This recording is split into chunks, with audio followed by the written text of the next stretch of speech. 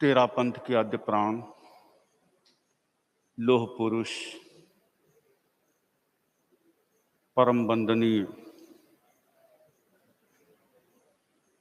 आचार्य भिक्षु को नमन। नमन समस्त यशस्वी पट्टधर परंपरा को अंतः वंदन परम पावन भावों के साथ परम श्रद्धेय एकादशम अधिशास्ता आचार्य श्री महास्तमन जी को।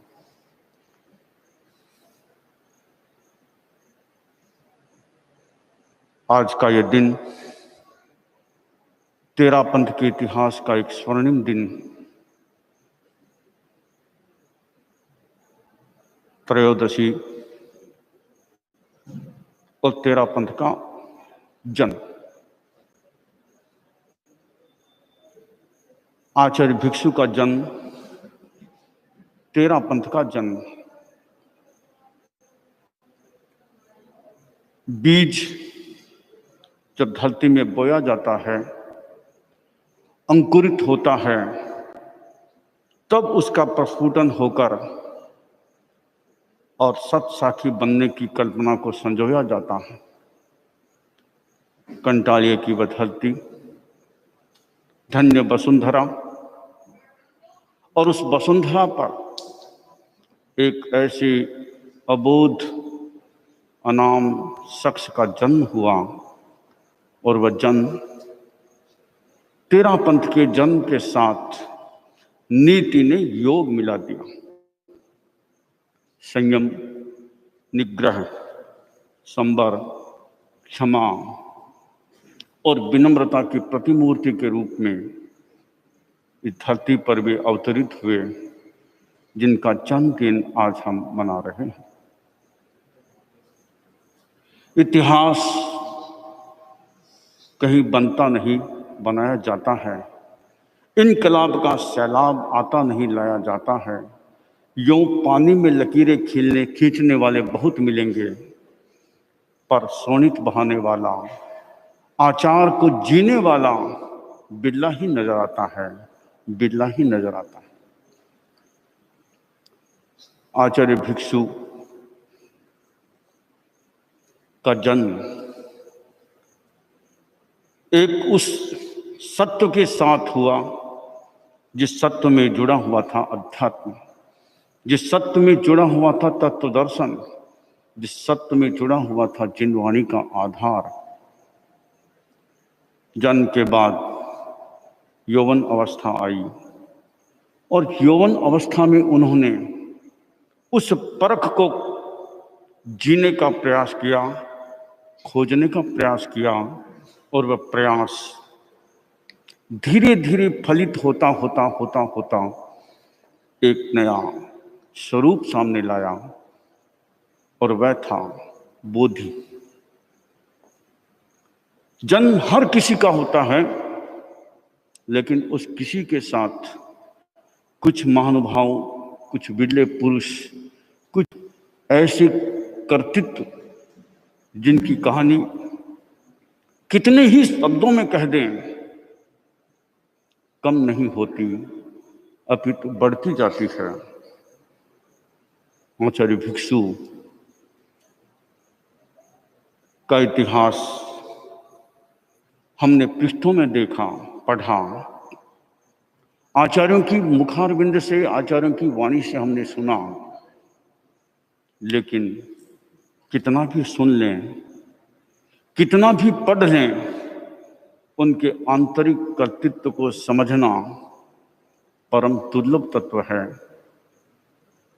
आचार्य भिक्षु का जन्म संघर्षों के साथ, कितनी व्यवस्थाओं के साथ, चाहे वे पारिवारिक व्यवस्थाएं हो, चाहे वे सामाजिक व्यवस्थाएं हो, और उसके साथ जीवन की कुछ ऐसी घटनाएं उन्हें प्रभावित कर गई जो संयम पथ की ओर अग्रसित हुए। संयम पथ के लिए भी वे खोजते रहे, उन रत्नों में खोजते रहे, ऐसा कौन सा रत्न है जो रत्न मेरे जीवन को प्रभावित कर सकता है, मेरी आत्मा को प्रभावित कर सकता है और मैं उस दिशा की ओर गतिमान हूँ जिस दिशा के लक्ष्य के साथ उनका मनोबल जागा, उनका आत्मबल जागा, उनका भाव बल जागा, और यही भाव बल उन्हें कुछ नया सोचने, नया करने के लिए समुद्रित किया। तत्पर हुए वे आगे बढ़े, आचार्य रघुनाथ जी के पास पहुंचे और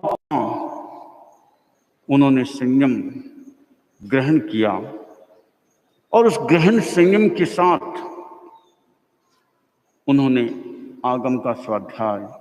इतिहास बहुत लंबा चौड़ा है, इतिहास उम्र के पैमानों से नहीं मापा जा सकता, इतिहास उम्र के पैमानों से नहीं नापा जा सकता।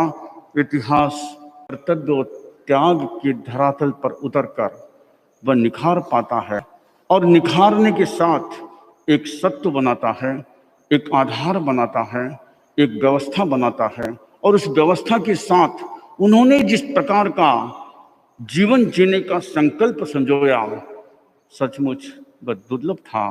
और उस दुर्लभता के साथ जुड़ी हुई वह कहानी जो कि बोधि के रूप में आज का दिन, एक और जन्म दिवस तो दूसरी ओर बोधि दिवस, ये दोनों का सम्मिलन अपने आप में कितनी मौलिकता लिए हुए है। बोधि का अस्तित्व,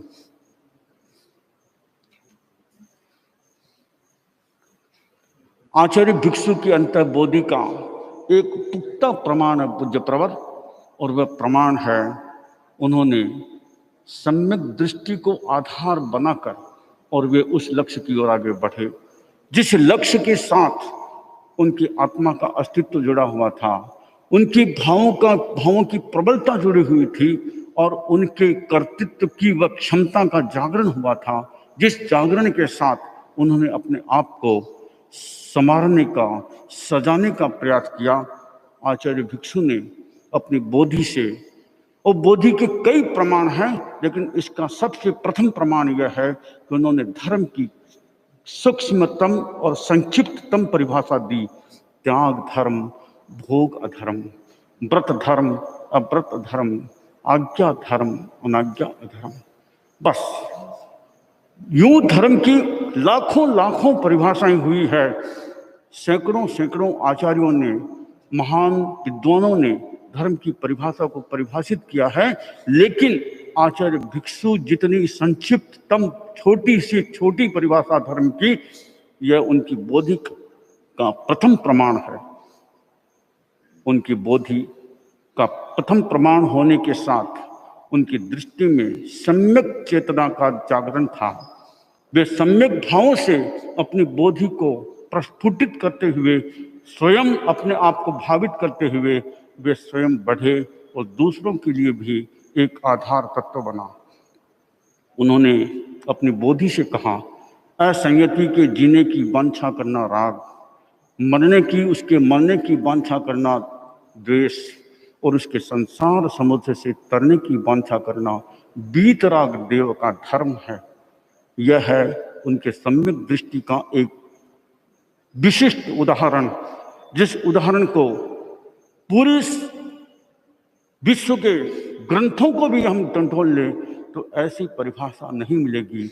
यह उनकी बौद्धिकता की पराकाष्ठा थी, यह प्रत्युत्पन्न मति की एक परिभाषा थी जिसको उन्होंने प्रकट कर वे स्वयं तो इस दुनिया से ओझल हो गए, लेकिन उनका कर्तृत्व, उनका अस्तित्व आज भी विद्यमान है। उन्होंने कितनी कितनी परिभाषाएं की, कितने कितने तत्व दिए, और वह तत्व उन्होंने कहा, दो ही करनी संसार में, सावध निर्वध जान, निर्वध करनी आज्ञा, त्रिणसु पावे पद निर्वाण। एक ही शब्द में उन्होंने पूरे जीवन दर्शन की व्याख्या कर दी, पूरे तत्व दर्शन को प्रस्तुत कर दिया, पूरे भावों को प्रस्तुत कर दिया, और पूरे जगत के उस सत्य को जहाँ परम की प्राप्ति के लिए आदमी अपने आप को सन्निहित करता है, वह परिभाषा दे दी। सचमुच है समय नदी की बाढ़ की जिसमें सब बह जाया करते हैं, है समय नदी की बाढ़ की जिसमें सब बह जाया करते हैं, है समय प्रबल तूफान की जिसमें सब बह जाया करते हैं, कुछ अक्सर दुनिया के लोग समय में चक्कर खाया करते हैं, पर कुछ महामानव ऐसे होते हैं जो इतिहास बनाया करते हैं, इतिहास बनाया करते हैं। सचमुच उनका अस्तित्व और उनकी बोधि का एक परिणाम हमारे सामने आया। हे प्रभो या तेरापन, प्रभो तुम्हारे पावन पथ पर जीवन अर्पण है सारा।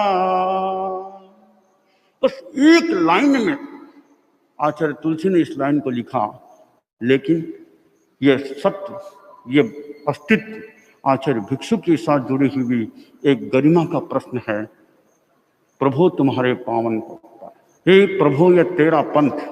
उन्होंने व्रत, संयम, निग्रह और उसके साथ साथ जुड़ी हुई वह अवधारणा, जिस अवधारणा के साथ अनुशासन, हृदय परिवर्तन और भी बहुत कुछ उनकी जो मान्यताएं थी, उनकी जो बोधि का विकास और प्रकाश था, वह प्रकाश हर व्यक्ति पकड़ नहीं पाया।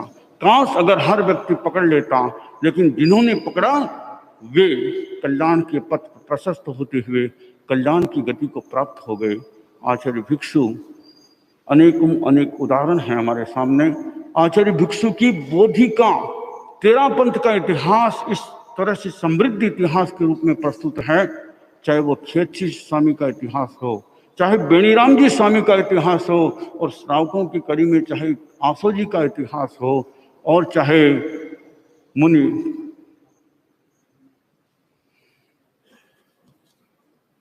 हेमराज जी स्वामी का इतिहास हो, ये सारे इतिहास, उन घटनाओं को प्रस्तुति में विस्तार में नहीं जाता हुआ, मैं केवल इतना सा कहना चाहता हूं कि आचार्य भिक्षु की बोधि सचमुच हम सब के लिए एक प्रकाश स्तंभ है, और वह प्रकाश स्तंभ उस समुद्र के बीच में है जहां दिशाओं को निर्धारित करता है और दिशा देता हुआ गतिमान रहने के लिए प्रेरित करता है। मैं आज इस अवसर पर केवल इतना सा कहूँगा कि आचार्य भिक्षु की बोधि ने अनुशासन को एक आधार दिया। आचार्य भिक्षु की बोधि ने आचार और विचार को एक संबल दिया। आचार्य भिक्षु की बोधि ने संयम, साधना, सेवा, श्रम और अपने आप को प्राप्त करने की दिशा में गतिमान बनाने के लिए हम तत्क्षण प्रेरित किया। किसी मोह के पास में नहीं बंधे, वे निर्मोह रहते हुए, वे निष्प्रिय रहते हुए, अपने आप को ढालते हुए स्वयं ढले और दूसरों को ढाला। यह उनकी बोधि की पराकाष्ठा का एक अमूर्त उदाहरण हमारे सामने है। मैं पूज्य प्रवर को देखता हूँ और इस अवसर पर देखता हूँ जिस अवसर पर आचार्य भिक्षु के दर्शन को, आचार्य भिक्षु के चिंतन को, आचार्य भिक्षु के विचार को, आचार्य भिक्षु के उस तत्वमयी शैली को न केवल परखा आपने, अपितु जीने का प्रयास और जिलाने का प्रयास किया है, कर रहे हैं और करते रहेंगे। यह हमारे धर्म संघ की एक अपूर्व श्रृंखला है, और इस श्रृंखला के साथ जुड़ी हुई वह अस्तित्व की कहानी, जिस कहानी के साथ जुड़ा हुआ है आचार्य भिक्षु का बोधि में धर्म कहीं पैसे से नहीं होता। हृदय के परिवर्तन से धर्म को जोड़ा उन्होंने, और वह हृदय का परिवर्तन आज हमारे जीवन के साथ जुड़ करके अपने अस्तित्व की पहचान करने वाला है। मैं अनेक घटनाओं को प्रस्तुत कर सकता हूं, लेकिन आज के इस अवसर पर केवल इतना सा कहना चाहता हूं, जो प्रवर आचार्य भिक्षु का जीवन, आचार्य भिक्षु की कार्यशैली, आचार्य भिक्षु का चिंतन और आचार्य भिक्षु का प्रवाह जो अपने आप में कितना मौलिक था, चाहे वो राजनगर की घटना हो और चाहे वह केलवा की घटना हो, किसी भी प्रकाश और प्रकाश का स्तंभ जब भी जहाँ भी महापुरुष जाते हैं अपनी आभा वलय से उस प्रकाश को फैलाते हैं, और फैलाने के साथ न केवल इतना ही अपितु वे अपने अस्तित्व को सुरक्षित रखते हुए अपने अस्तित्व को दूसरों के भीतर प्रवेश करने का एक विशिष्ट स्थान रखते हैं, और वे विशिष्ट स्थान अपने आप में कुछ वैशिष्टता लिए हुए हैं। वे अहंकार से दूर हटकर ममकार और निरंकारी बनकर अपने आप को प्रस्तुत किया। मैं आज के इस पुनीत पावन अवसर पर ऐसे महामात्य, ऐसे महात्मन, ऐसे युग पुरुष जिन्हें किसी उपमा से उपमित नहीं किया जा सकता, किसी शब्दों में बांधा नहीं जा सकता, उनके कर्तृत्व को उनके जन्म के साथ उनकी बोधि को हम स्वीकार करते हुए, जन्म जब होता है तो व्यक्ति एक दिशा में गतिमान होता है, लेकिन भीतर की अंतस चेतना जागती है तो उसमें भीतर बोधि प्रकट होती है, और वह बोधि हम सब के लिए कल्याण का मार्ग प्रशस्त करे। इन्हीं भाव और भावनाओं के साथ मैं अपनी बात को इन्हीं चरणों में अर्पित करता हुआ ओम